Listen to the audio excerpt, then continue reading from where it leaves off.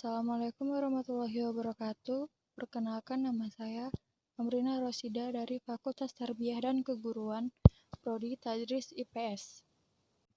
Baiklah, di sini saya akan menjelaskan materi dari landasan sosiologis pendidikan. Ada 3 pembahasan yang akan saya bahas. Yang pertama yaitu pengertian landasan sosiologis pendidikan, ruang lingkup landasan sosiologis pendidikan, dan fungsi landasan sosiologis pendidikan. Pengertian landasan sosiologis pendidikan. Landasan sosiologis pendidikan ini merupakan suatu asumsi dari berbagai sumber yang berdasarkan kaidah-kaidah sosiologi yang kemudian dijadikan titik tolak dalam pendidikan. Kemudian, sosiologis mengandung norma dasar pendidikan yang bersumber dari norma dalam kehidupan bermasyarakat yang dianut oleh suatu bangsa.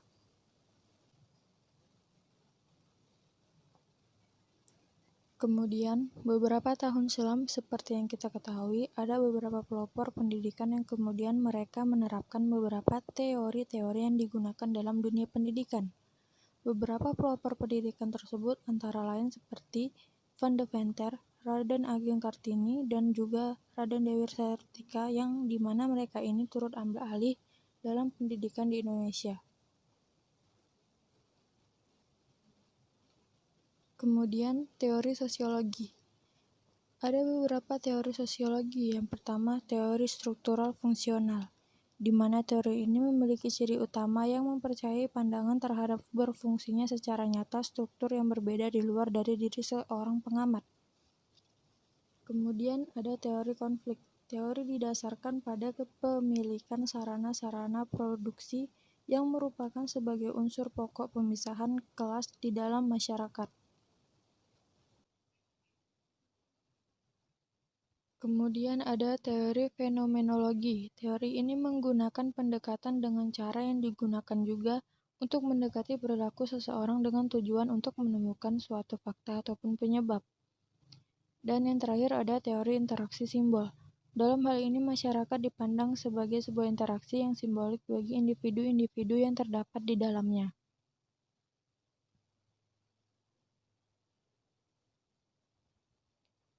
Materi selanjutnya adalah ruang lingkup landasan sosiologis pendidikan.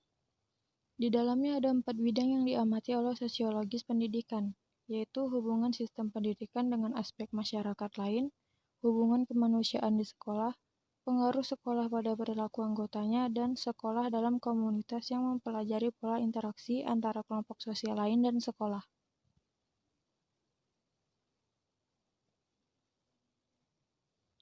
Ada 2 ciri unik dalam masyarakat Indonesia, yaitu horizontal dan vertikal. Dan 2 cara ini adalah secara horizontal yang ikut serta dalam kesatuan-kesatuan sosial ataupun komunitas yang berdasarkan perbedaan agama, adat istiadat, dan kedaerahan. Yang kedua, secara vertikal, timbangan oleh keberadaan pola kehidupan antara lapisan atas, menengah, hingga pada lapisan terendah.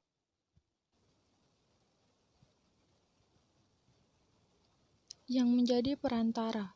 Yang pertama adalah keluarga. Keluarga adalah tempat seutuhnya untuk anak-anak karena adanya pelajaran serta dorongan dari orang tua terhadap anak tersebut serta menanamkan kedisiplinan juga memberi orientasi terhadap pandangan seorang anak kepada dunia. Kemudian ada teman sebaya.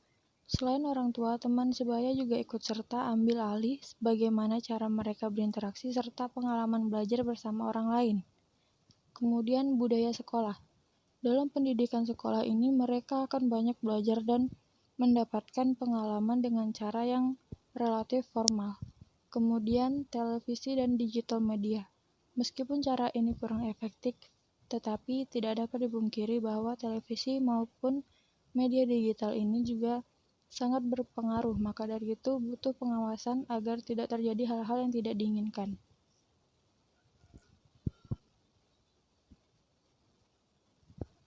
Landasan sosiologis pendidikan.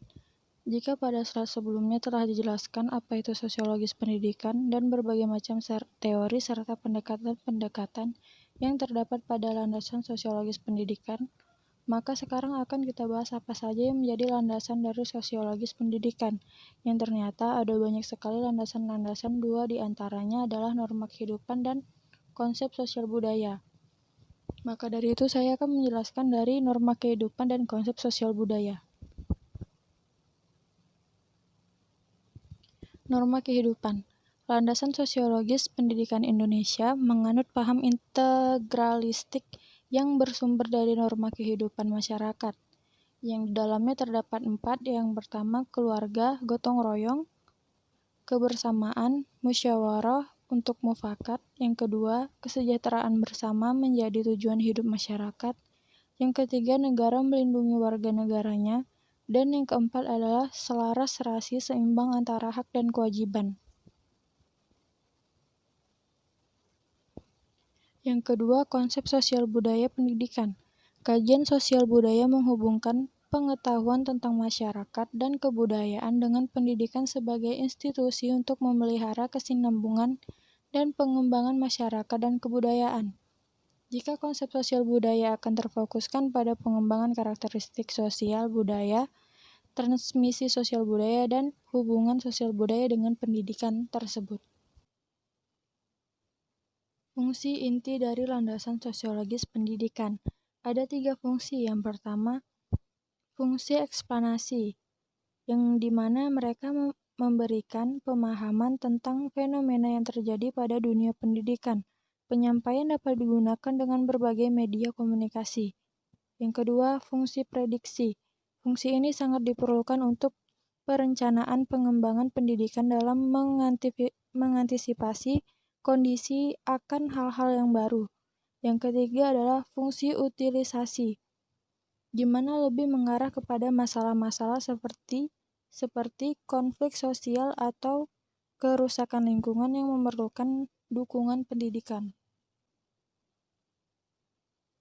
Namun secara umum atau lebih tepatnya, sosiologi pendidikan atau landasan sosiologis pendidikan ini memiliki tujuan untuk menggabungkan fungsi-fungsi tersebut dengan menggunakan kajian tentang kaitannya dengan fenomena-fenomena sosial dan pendidikan untuk mencari bentuk-bentuk pendidikan yang lebih fungsional dalam masyarakat.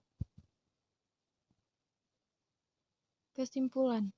Seperti yang sudah dijelaskan pada slide-slide sebelumnya bahwa landasan sosiologis pendidikan ini merupakan suatu asumsi yang berasal dari sumber kaidah sosiologi dan menjadikannya titik tolak terhadap pendidikan.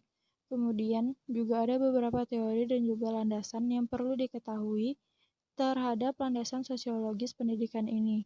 Dan juga dalam landasan sosiologis pendidikan ini juga tercantum norma yang menjadikannya salah satu sumber maupun landasan terhadap pendidikan. Baiklah, sekian yang dapat saya jelaskan dan sampaikan. Lebih dan kurang saya mohon maaf apabila ada kata-kata maupun penulisan dalam kata yang kurang jelas maupun tidak betul. Saya mohon maaf. Wabillahi taufiq wal hidayah. Wassalamualaikum warahmatullahi wabarakatuh.